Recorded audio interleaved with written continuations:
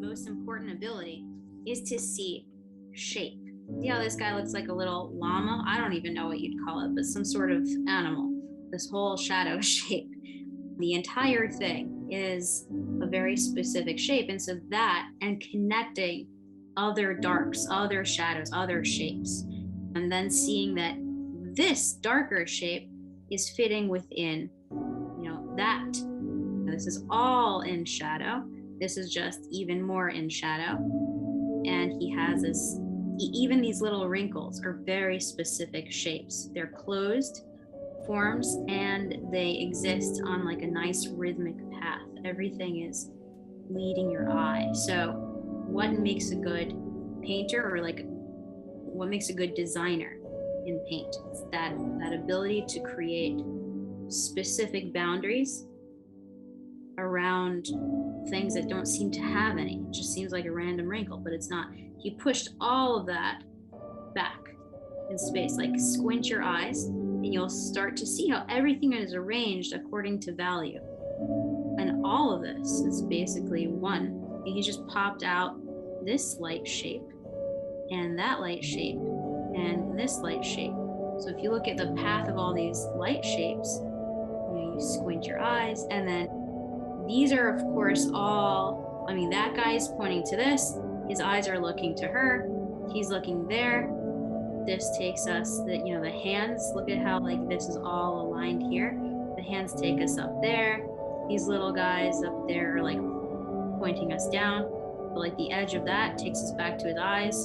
So, the way they are arranged. So then you have shapes created out of just the path that your eye takes, the movement of where everyone's looking, the direction you have here. So it's just this immaculate, look at the way he had her hands, his hands, everything just fit.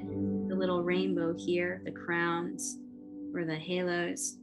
It's kind of crazy that it works out so perfectly. This pushing everything back down. In something like this, if you have even the slightest deviation from the perfect, you'll notice it immediately. It's just like this versus that. He got everything to be perfectly balanced. If anything moved, it would just diminish the whole thing. He fit that into a circle. He fits this into a nice, perfect little circle, and then it continues right up there. Everything just fits. He wants everything to be more round.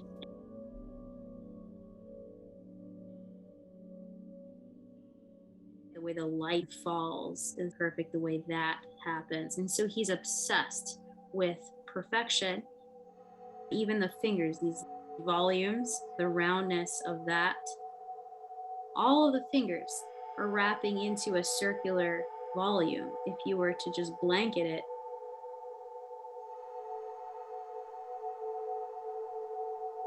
but look at how neatly he created this underplane, top plane, and it just all works, and everything's leading you to her. The arrangement, the organization is quite balanced. The proportion of dark versus middle value versus light, the amount of red versus blue, and then again with the repeating ideas of circle in perspective for that, for this, that's just a circle in perspective. And then the perfect coin, how is it even standing like that? It's so perfect. Nothing is accidental, where that little wrinkle is, where he needed it to be dark, for this thing to be showcased. When you're doing when you have all these choices to make, like, should I make this like that? Well, yeah, I think he did both. He made that the convexity of this and that and the fullness, but he's also making it he's also doing that. So this is like pushing into this. So you have all of this like fighting, but it's both. It's like full here, it's full here. So he has his thirds, and you're, it's confusing because you're like, it feels like her nose is too long, something is not right, but it is right. He made the proportions work. He's got this perfect triangle. So triangles create energy, they create movement, and circles are also a sort of movement, but they're very like whole.